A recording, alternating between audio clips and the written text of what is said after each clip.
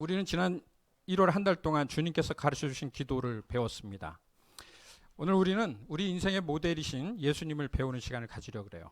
그러니까 예수님은 이 땅에 계시는 동안에 우리에게 어떻게 살아야 할지에 대해서만 가르치지 않으셨어요.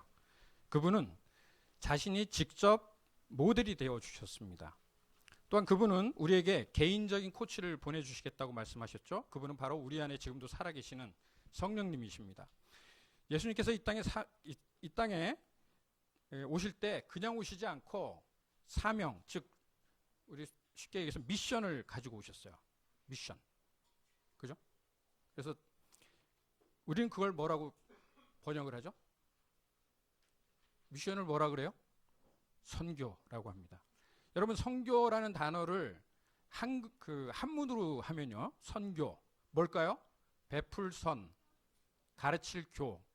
그건 뭐예요? 선교는 뭐 하는 거예요? 베풀고 가르치는 거. 쉬워요. 예수님께서 하신 일이에요. 베풀고 가르치시는 거. 오늘 우리는 말씀을 통해서 예수님처럼 선교하는 것이 무엇인지를 살펴보려고 합니다. 오늘 우리가 살펴보려고 하는 그 본문의 배경은 이렇습니다. 예수님께서 이제 막 공생애를 시작하시려는 때예요.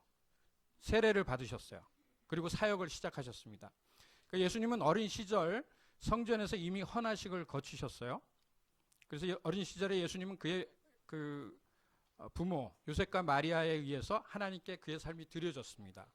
여러분 중에 몇 분들은 이런 헌화식을 하신 분들도 계실 줄 압니다.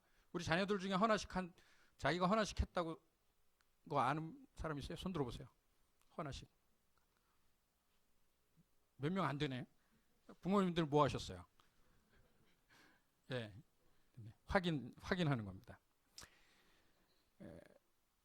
그리고 나서 예수님이 공식적으로 세례 요한한테 침례를 받으셨습니다.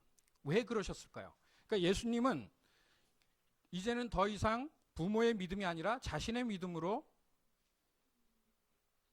우리에게 모범을 보이시기를 원하셨던 거죠. 그러니까 어렸을 때는 부모의 믿음이지만 이제는 어른으로서 나의 믿음이 중요합니다. 그래서 세례가 중요해요. 여러분 중에 자신의 믿음이 아니라 부모님의 믿음, 또 형식적으로 세례나 침례를 받으셨다면 한번 생각해 보셔야 됩니다. 여러분의 믿음으로 세례를 받아야 돼요. 그것은 공개적으로 나는 예수님의 제자입니다 라고 선포하는 거죠. 그러니까 예수님은 세례를 받는 모범을 보이셨습니다.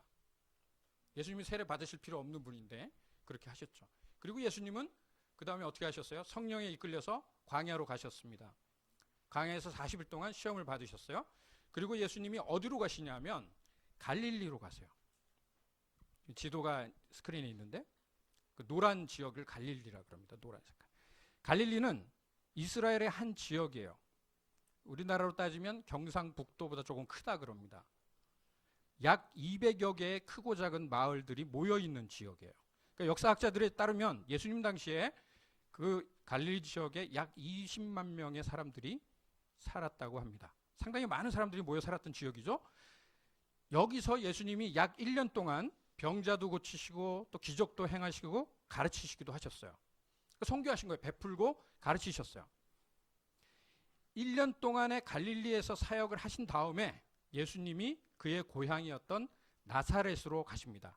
거기 여러분 나사렛 눈 좋으신 분들은 찾을 수 있는데 좀 약간 밑으로 보면 있죠. 나사렛이라고 써 있어요. 아주 갈릴리에 고맙습니다. 테크놀로지.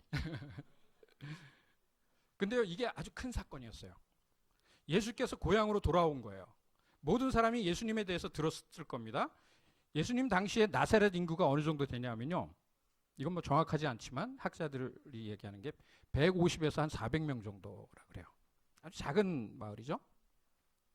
예수님은 나사렛으로 돌아오셨는데 예수님이 이제 여러 가지 일들을 하셨잖아요. 갈릴리에서. 이 일들을 하신 거를 나사렛 사람들도 다 알고 있었어요. 집으로 고향으로 돌아온 예수님을 나사렛 사람들은 다 알고 있었다는 거죠. 그리고 그분이 회당으로 들어가십니다. 오늘 우리가 읽은 본문 앞에 이렇게 말씀하고 있어요. 우리 같이 본문을 한번 볼까요? 누가복음 4장 14절하고 15절 말씀인데요. 같이 한번 읽어보겠습니다. 시작. 예수께서 성령의 능력을 입고 갈릴리로 돌아오셨다. 예수의 소문이 사방의 온 지역에 두루 퍼졌다. 그는 유대 사람의 여러 회당에서 가르치셨으며 모든 사람에게서 영광을 받으셨다. 그러니까 이게 갈릴리에서 일어난 일을 지금 요약해서 얘기한 겁니다. 이 말씀에 따르면 예수님은 그 당시에 아주 유명한 분이셨다는 것을 알 수가 있어요. 그리고 나서 16절, 17절 우리 같이 또 읽어보겠습니다. 시작. 예수께서 자기가 자라나신 나사렛에 오셔서 늘 하시던 대로 안식일의 회당에 들어가셨다. 그는 성경을 읽으려고 일어서서 예언자 이사야의 두루마리를 건네받아서 그것을 펴시어 이런 말씀이 있는 데를 찾으셨다. 그리고 나서 오늘 우리가 읽은 본문을 말씀하셨죠.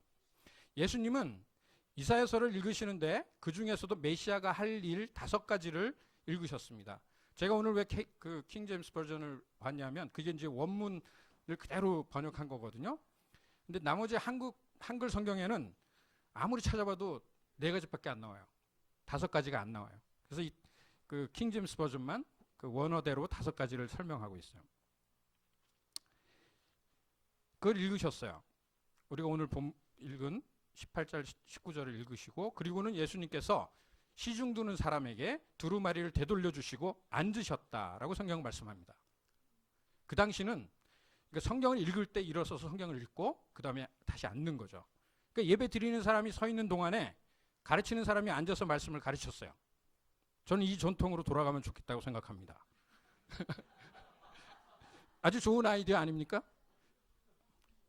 근데 만약에 여러분이 서 있고 제가 앉아서 설교를 하면 설교가 길어지겠죠. 아무래도 서서 해야 피곤해서라도 빨리 끝날 겁니다. 예수님은 말씀을 가르치기 시작하셨어요. 그 순간 모든 사람들은 집중했을 겁니다. 그리고 예수님은 그들에게 말씀하셨어요. 4장 21절하고 22절 말씀인데 같이 읽어볼까요? 시작.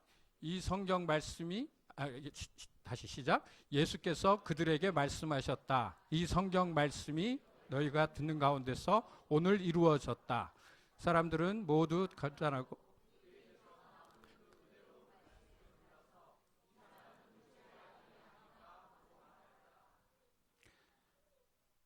뭐라고 말씀하셨죠? 이 성경 말씀이 너희가 듣는 가운데서 오늘 이루어졌다. 그러니까 2000년 전에 지금 예수님이 말씀하신 이 순간을 우리가 이해하는 것은 쉽지 않아요. 그런데 예수님께서 이 세상에 구주로 오실 분에 대한 유명한 성경 구절을 읽으신 거잖아요. 이사야서에. 그리고 자신의 고향 사람들 앞에서 이렇게 말씀하고 있는 거예요. 여러분들이 지금 그 사람을 보고 있습니다. 그게 바로 납니다. 이게 얼마나 놀랄 일입니까? 아마 그 자리에 있던 사람 중에 그래 내가 예수를 알지. 그 사람은 나하고 함께 자랐고 거리에서 함께 뛰어 놀던 사람이야. 그리고 오늘 말씀에도 나오죠. 이 사람은 누구의 아들? 요셉의 아들 아닌가? 그런데 이제 30대 초반의 나이에 1년 동안 갈릴리에서 뭐를 하고 왔어요?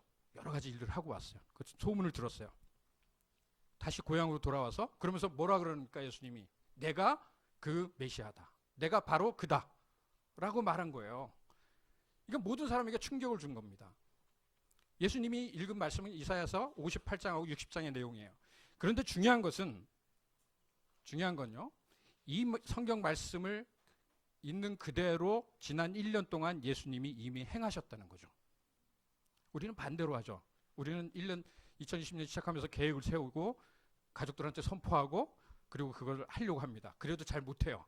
그런데 예수님은 반대로 다 행하시고 나서 그리고 나서 이걸 내가 했다 라고 오늘 그렇게 말씀하고 있는 거죠. 이 성경 말씀이 너희가 듣는 가운데서 오늘 이루어졌다. 이게 추상적인 선포가 아니에요. 예수님은 이미 5가지 일을 하셨다는 거죠. 가난한 사람들에게 복음을 선포하고 상처받은 사람들을 치유하고 갇힌 자들에게 자유를 선포하고 눈먼 자를 눈뜨게 하고 억눌린 사람을 놓아주셨다는 겁니다. 우리가 예수님을 우리 인생의 모델로 삼는다면 이 말씀에 우리는 주목해야 됩니다. 우리가 이 세상에 살면서 해야 할 일이 뭘까요? 우리가 관심을 가져야 될 사람들은 도대체 누구일까요? 우리의 선교의 목표와 대상은 누굽니까? 우리가 오늘 선교 헌금한다고 작정을 하잖아요. 도대체 선교가 뭐예요? 제가 잘 아는 우리 선교사 선배님이 한 3년 정도 선교하고 나더니 선교를 하고 나서 저한테 한 말이 있었어요. 야, 내가 용병 같다 라는 표현을 했어요. 교회에서 헌금을 보내줘요. 그 돈으로 선교한다는 거죠. 용병이 뭔지 아시죠? 돈 받고 해주는 거잖아요. 우리가 해야 될 일을 대신 선교사한테 돈 줘서 보내서 하는 거예요. 근데 선교사가 자기가 용병 같다라는 표현을 하는 거죠. 아주 솔직한 표현을 한 거예요. 저는 지금도 많은 선교사님들이 그렇게 느끼고 있다고 생각을 해요. 왜? 우리가 예수님의 선교를 잘 모르기 때문에 그래요. 오늘 우리는 이 예수님의 사역의 대상과 방법을 잘 봐야 됩니다. 이것을 한 단어로 뭐라고 표현했죠? 아까? 선교. 선교는 뭐예요? 베풀고 가르치는 겁니다. 자, 그렇다면 예수님은 어떤 사람들을 위해서 선교하셨을까요? 첫 번째, 예수님은 가난한 사람들을 위해서 선교하셨습니다. 자, 가난한 사람에게 기쁜 소식, 즉 복음을 전하는 것이 첫 번째 예수님이 이 땅에서 하신 일이에요. 가난은 무슨 얘기입니까? 가진 것이 없다는 말입니다. 우리가 살면서 때때로 우리가 필요로 하는데 가지지 못하는 때가 있어요. 여러분은 좀 더 많은 돈이 필요합니다. 또 좀 더 많은 에너지도 필요하고 좀 더 많은 시간이 필요해요. 건강도 필요하고 좀 더 넓은 소셜 네트워크도 필요합니다. 그런데 우리는 살면서 부족한 때를 경험하는 거죠. 예수님은 가난한 사람들을 섬기기 위해서 오셨어요. 가난에는 세 가지 서로 다른 종류의 가난이 있습니다. 첫 번째는 물질적 가난입니다. 우리가 돈이 없을 때를 물질적으로 가난하다고 말하죠. 물론 이것이 우리가 사는 세상에서 가장 큰 문제예요. 여러분, 세계의 절반이 가난합니다. 여러분이 인식하든 못하든 전 세계의 60억의 인구가 하루에 $2 미만으로 사는 가난한 사람들이에요. 여러분, 이것을 볼 수 있는 눈을 여러분이 가지시길 바라요. 하루에 $2만 가지고 살아보세요. 한국에서 가장 가난한 사람 중에 가장 가난한 사람도 다른 세상의 사람들과 비교해 볼 때는 부자입니다. 여러분, 세상은 그냥 가난한 세상이에요. 그리고 세계 인구 중에 약 15억의 사람들이 하루에 $1 미만으로 살아가고 있어요. 정말 가난한 사람들입니다. 여러분, 르완다는 68센트가 하루 평균 임금이에요. 르완다. 그 나라 사람들이 저와 여러분이 마시는 스타벅스 커피를 주로 만들어요. 여러분, 아이러니하지 않습니까? 르완다의 커피 농장 인부들은 하루에 그 버는 일당으로 스타벅스 커피 한 잔을 살 수가 없어요. 뭔가가 잘못되었다는 것을 우리는 알아요. 이걸 우리는 뭐라고 부르냐면 불의라고 부릅니다. 불의, 불평등. 열심히 일해도 구조적인 문제 때문에 가난할 수밖에 없는 거죠. 그건 우리나라 안에서도 일어나는 일이에요. 사랑하는 여러분, 예수님께서 그 가난한 사람들을 돌보셨어요. 우리도 그렇게 해야 됩니다. 또 다른 가난이 있죠. 도덕적인 가난입니다. 이것은 우리의 도덕성이 부족할 때 생기는 거죠. 무엇이 옳고 그른지 모를 때 생기는 가난입니다. 우리의 도덕적인 양심을 잃어버릴 때 생기는 거죠. 선한 일, 옳은 일을 하고자 하는 마음이 생기지 않습니다. 우리가 생각할 때 그냥 쉽게 사는 easygoing life, 그거를 택하는 것이죠. 세상에는 많은 사람들이 이 도덕적인 가난을 경험하면서 삽니다. 윤리라고는 전혀 없는 사람들이 있죠. 그들은 옳고 그름에 대한 기준이 없습니다. 세 번째 가난은 영적인 가난이에요. 영적인 가난은 하나님께서 우리를 위해서 계획해 놓으신 것들에 대해서 모르고 사는 거죠. 세상의 절반이 물질적으로 육체적인 가난을 겪는다면 세상 대부분의 사람들이 영적인 가난을 경험하고 있습니다. 그들은 기쁜 소식, 즉 복음을 모르고 삽니다. 하나님께서 목적을 가지고 우리를 이 땅에 보내셨다는 사실, 그걸 모르고 사는 거예요. 그들은 예수님이 그들의 죄를 위해서 죽으러 오셨다는 사실을 모릅니다. 그들은 그들이 하나님으로부터 무한한 사랑을 받고 있다는 것도 모릅니다. 그것이 영적인 가난이에요. 예수님께서 오늘 말씀하십니다. 나는 가난한 자들을 위해서 왔다. 우리가 잘 아는 인도의 마더 테레사 수녀에게 무엇이 가장 큰 가난이냐고 물었을 때 테레사 수녀님이 뭐라고 대답했냐면 그것은 물질적인 가난이 아니라 영적인 가난이라고 했어요. 사랑받지 못하는 것, 고독한 것, 그것이 가난이라고 그렇게 말씀했습니다. 자, 두 번째, 예수님이 말씀하신 그룹은 상처받은 사람들이에요. 이게 원어 성경에는 있는데 한글 성경에는 번역이 되지 않았어요. 우리는 모두 상처받은 마음을 갖고 있습니다. broken heart. 깨어진 마음, 상처받은 마음. 이 표현은요, 성경에서 온 거예요. 사람들이 내가 그 사람에게 상처를 줬다 혹은 받았다라고 말할 때 그 표현 자체가 성경에서 나오는 표현입니다. 아주 몇천 년 된 표현이에요. 시편 69편 20절에 다윗이 뭐라고 얘기하냐면 비방이 나의 마음을 상하게 하여 근심이 충만하니 라고 표현합니다. 근심이 충만하니. 비방이 나의 마음을 상하게 해서 근심이 충만하다. 이것이 깨어진 마음을 표현하는 첫 번째 사용입니다. 이것은 성경에서 왔어요. 여러분, 주변에서 내 마음이 상해서 근심이 충만하다고 하면 그것은 성경에서 온 겁니다. 브로큰 하트 신드롬이라는 것이 있어요. 그러니까 의사들의 말에 의하면 사람들이 끔찍한 경험을 하거나 어려운 일을 겪을 때 트라우마를 겪는다 그러죠. 이러한 사건을 겪는 가운데 우리 뇌에서 케미칼을 방출한다 그래요. 그런데 이 케미칼이 우리 심장의 조직을 약화시킨다 그럽니다. 의학적으로. 그래서 충격적인 사건을 계속 겪는 사람들이 마음이 약해지는 것을 보게 됩니다. 이것을 브로큰 하트 신드롬이라고 그렇게 불러요. 자, 그러면 무엇이 우리로 하여금 상처받게 만들까요? 세 가지 정도가 있어요. 첫째는 실망감입니다. 내 계획대로 되지 않아서 실망할 때 우리는 깨어진 마음을 갖죠. 우리 아이들이 제일 많이 갖는 마음이에요. 아마도 우리는 인생을 살면서 수없이 많은 그런 실망들을 만나게 될 겁니다. 두 번째는 거절이에요. 이것은 좀 강력하죠. 우리가 누군가에 의해서 거절당한다고 느낄 때 특히나 내가 사랑했고 그 사람도 나를 사랑했다면 더욱 큰 상처를 받게 됩니다.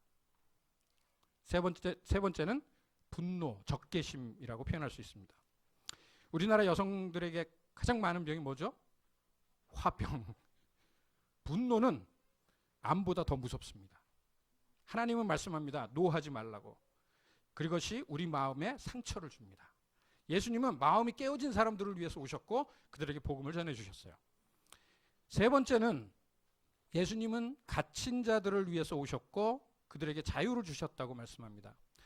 사람들은 살면서 어떠한 형태로든지 갇히는 상태를 겪습니다. 실제로 감옥에 갇힌 사람들을 의미하기도 하죠. 한국에 현재 5만 7천 명이 감옥에 갇혀 있어요. 제가 조사했어요.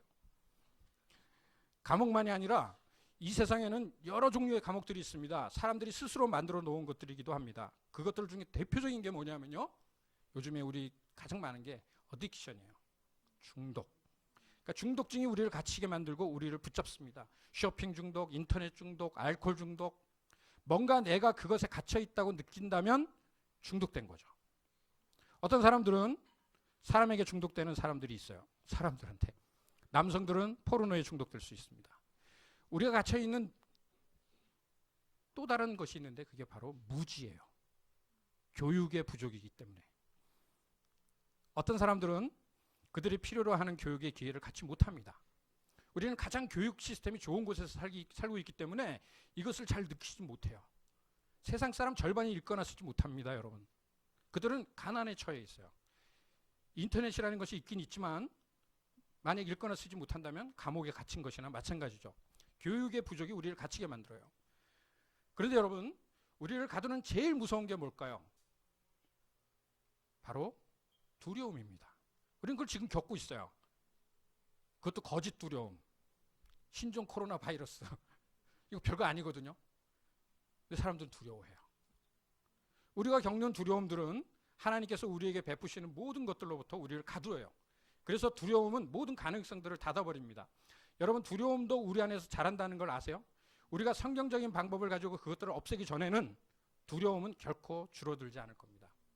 예수님께서는 이런 사람들을 위해서 오셨다고 오늘 말씀하고 계세요. 여러분 중에 어떤 중독이나 무지, 두려움이 있다면 예수님께서 말씀하세요. 내가 거기서부터 해방시켜 주겠다. 네 번째는 눈먼 사람입니다. 우리가 눈 멀게 되면 우리는 다른 사람이 경험하는 것을 경험하지 못하고 다른 사람들이 보는 것을 보지 못해요. 현재 통계로 지구상에 약 5천만 명의 시각장애인들이 있대요. 5천만 명이 넘는 사람들이 실제로 보지 못합니다. 하나님께서는 그들을 돌보세요. 마찬가지로 거기에는 육체적인 시각장애만 있는 것이 아닙니다. 다양한 타입의 시각장애가 있어요. 육체적인 시각장애인들을 돌보는 것 우리에게 중요합니다. 뭐 또 야맹증이라는 게 있죠. 또 생명인 사람도 있어요.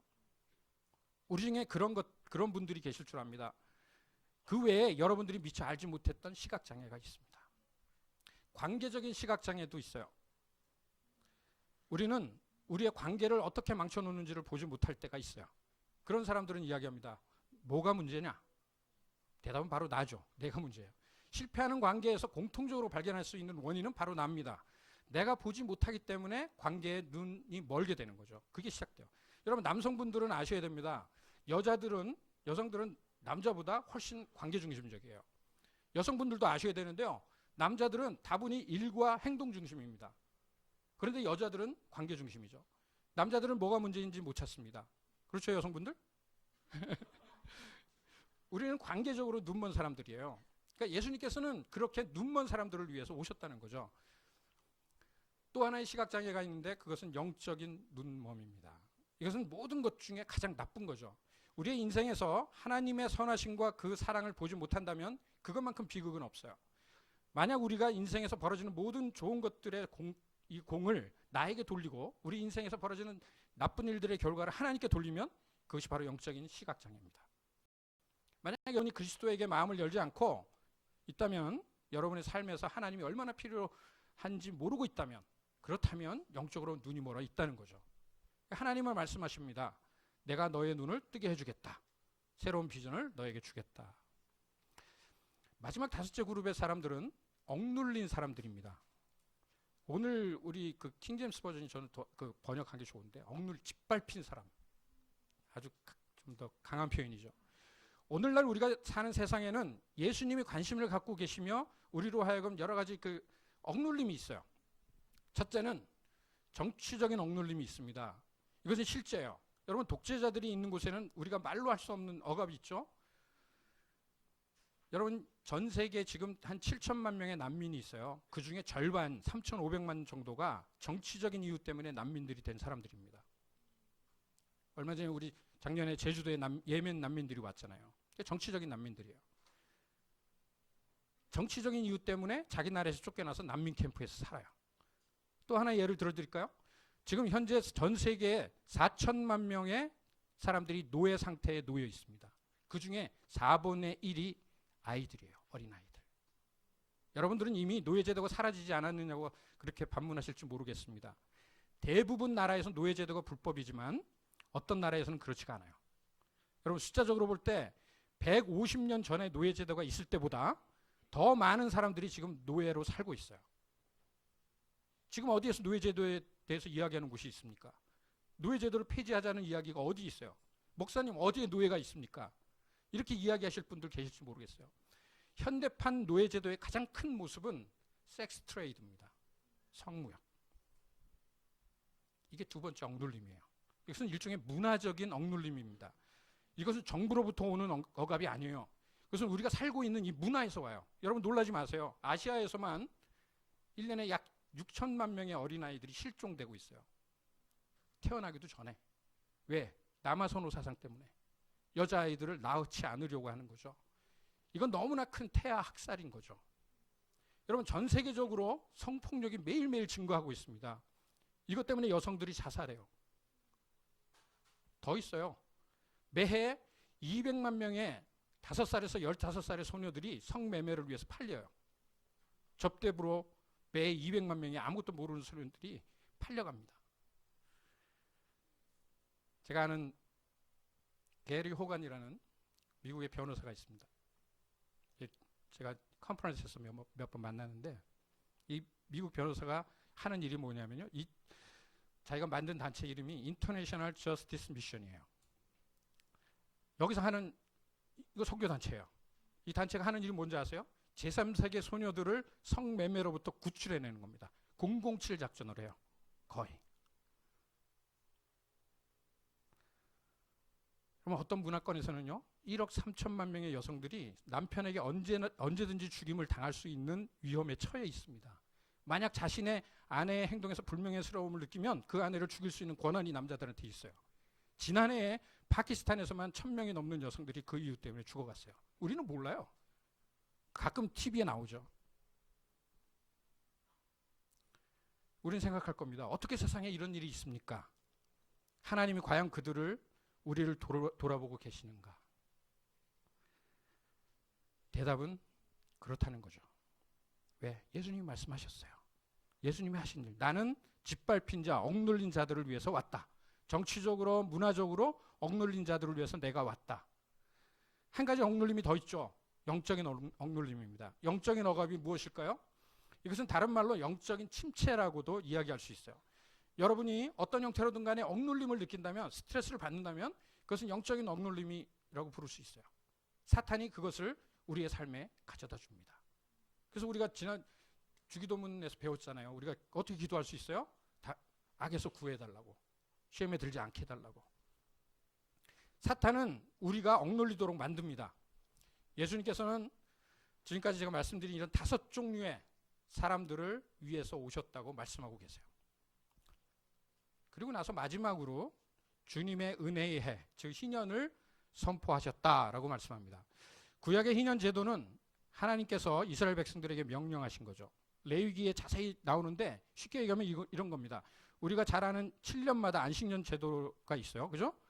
안식년 7년에 7번씩 7번의 안식년이 지나면 77이 49 지나면 마지막에 50년이 되는 해를 희년이라고 불러요. 주빌리. 이때 4가지 일이 일어납니다. 모든 내가 진 빚이 없어져요. 좋겠죠? 그리고 그 빚 때문에 감옥에 들어갔던 사람들이 풀려납니다. 그리고 3번째는 노예들이 해방이 돼요. 마지막으로 모든 땅을 원래 주인에게 돌려줍니다. 그런데요, 이 희년이 이스라엘 역사에서 한 번도 일어나질 않았어요. 그래서 예레미야서에 보면 너희가 희년을 지키지 않았기 때문에 너희를 노예로 보내겠다라고 말씀합니다. 그래서 이스라엘 민족이 어떻게 돼요? 바벨론으로 포로로 잡혀가죠. 그러니까 바벨론의 포로로 잡혀갔을 당시에 또 한 사람의 예언자인 이사야가 말하는 거예요. 너희를 구원하실 메시아가 곧 오실 것이다. 그는 가난한 자에게 기쁨, 오늘 우리가 읽은 그 말씀, 그 말씀을 선포한 거죠. 오늘 예수님이 읽으신 그 부분이에요. 여러분, 이 본문이 왜 중요한지 조금 이해가 되세요? 아주 중요한 말씀이에요. 가난한 자, 상처받은 자, 눈먼 자, 갇힌 자, 억눌린 자, 이들을 위해서 예수님께서 오셨다. 희년을 선포하러 오셨다. 이게 바로 복음입니다. 예수님께서 나오는 자들은 보통 3가지 이유가 있어요. 우리 예수님께 가는 사람들. 무엇인가 필요해서, 또 상처를 받았거나, 또 질문이 있어서. 복음서에 보면 그렇잖아요.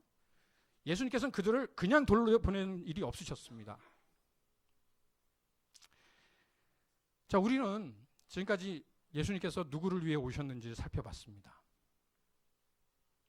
이제 우리가 예수님처럼 선교하고 또 섬기기 위해서 예수님께서 그들을 위해서 무엇을 했는지 우리가 살펴볼 필요가 있는 건데, 저는 우리 주님의 은혜교회가 예수님의 제자들이 모인 교회라면, 또 하나님의 선교를 하고 있다면 우리는 예수님이 하셨던 5가지 일을 해야 된다고 믿어요.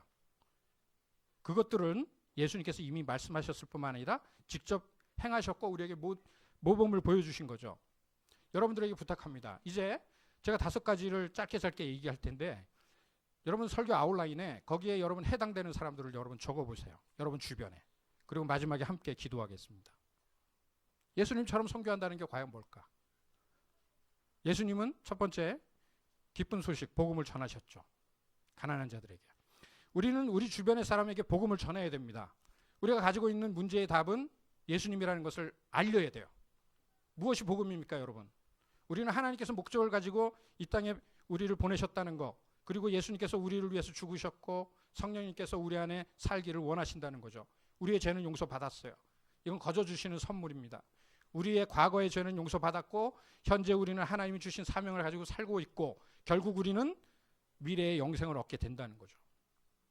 하나님께서는 이것을 우리가 아는, 사랑하는 사람들과 나누기를 원하십니다. 어디서 시작할까요?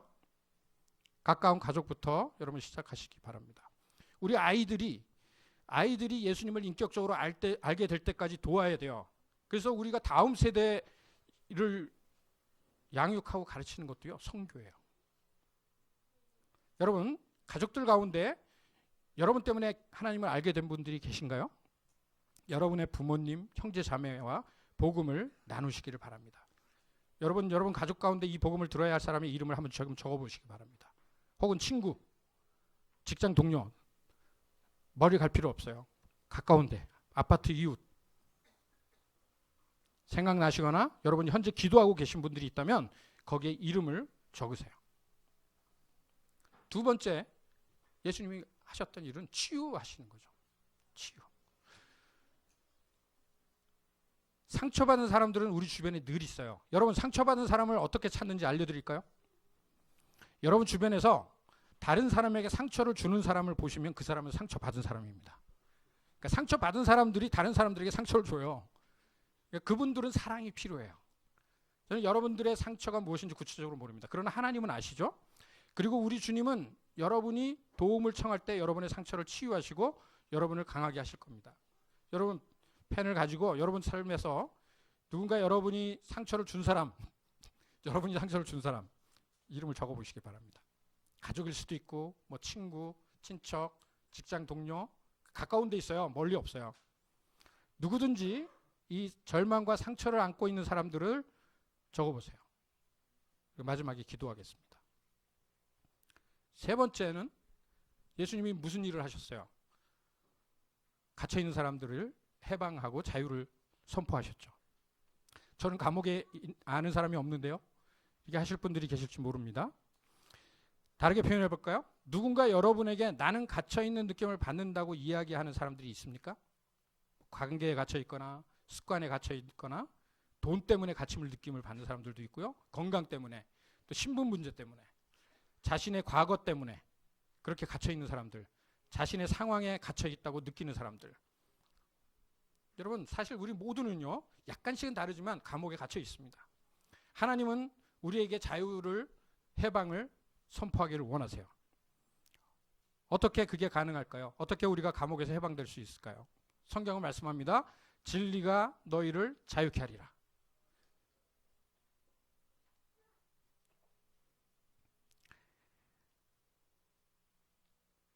여러분 또 하나의 방법은요.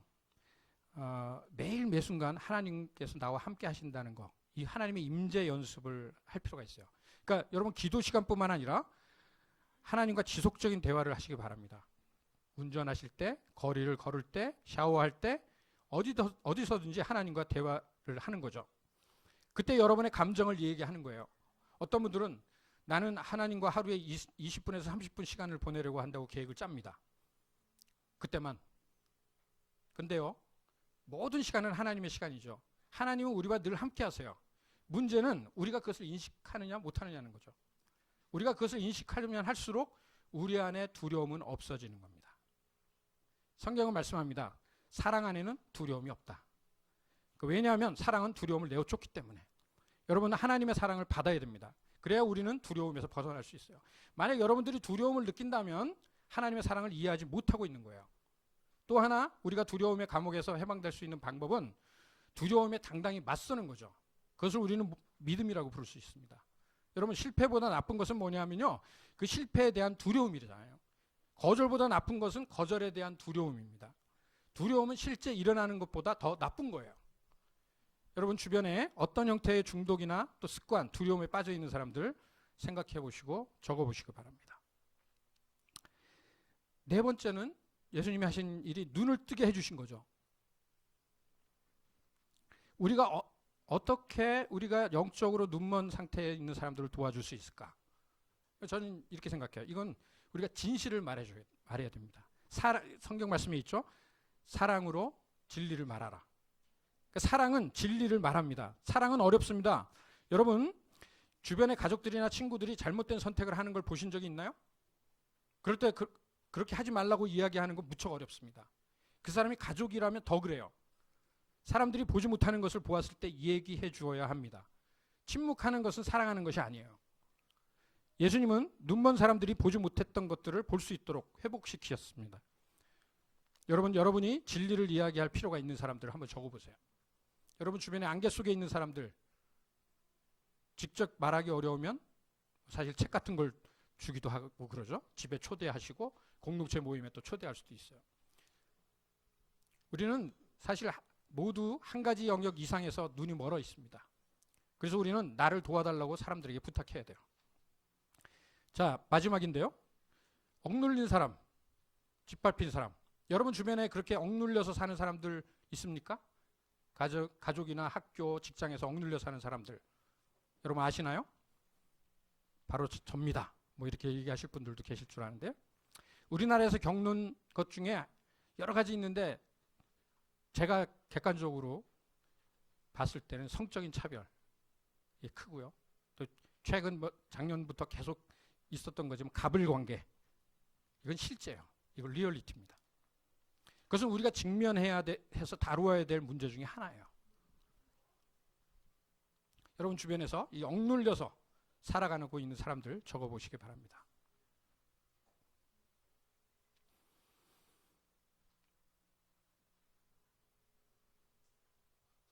말씀을 마무리하려고 합니다. 우리가 이제 마지막 심판을 받을 때 우리가 심판받는 기준은 우리가 다른 사람을 어떻게 대했는가 하는 거죠. 어떻게 살았는가. 예수님처럼 살았는가. 예수님처럼 선교했는가 하는 겁니다. 예수님이 말씀합니다. 마태복음 25장 35절. 우리 같이 한번 읽겠습니다. 시작. 너희는 내가 줄일 때에 내게 먹을 것을 주었고 목마를 때에 마실 것을 주었으며 나그네로 있을 때에 영접하였고 헐벗을 때에 입을 것을 주었고 병들어 있을 때에 돌보아 주었고 감옥에 갇혀 있을 때에 찾아 주었다 할 것이다. 예수님은 누구를 위해서 오셨습니까, 여러분? 예수님께서는 건강한 사람을 위해서 오시지 않았다고 말씀해요. 의사는 아프고 도움이 필요로 하는 사람들을 위해서 왔다고 그렇게 말씀하고 있습니다. 예수님은 저와 여러분들을 위해서 오셨고 우리 주변에 예수님의 도움이 필요로 하는 사람들을 위해서 오셨어요.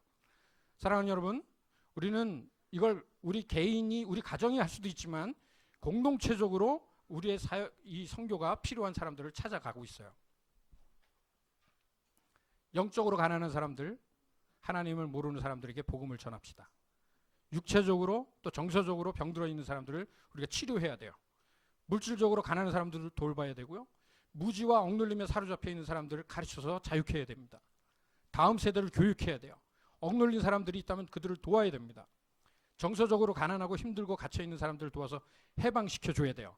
이런 것들이 우리의 라이프 스타일이 되기를 바랍니다.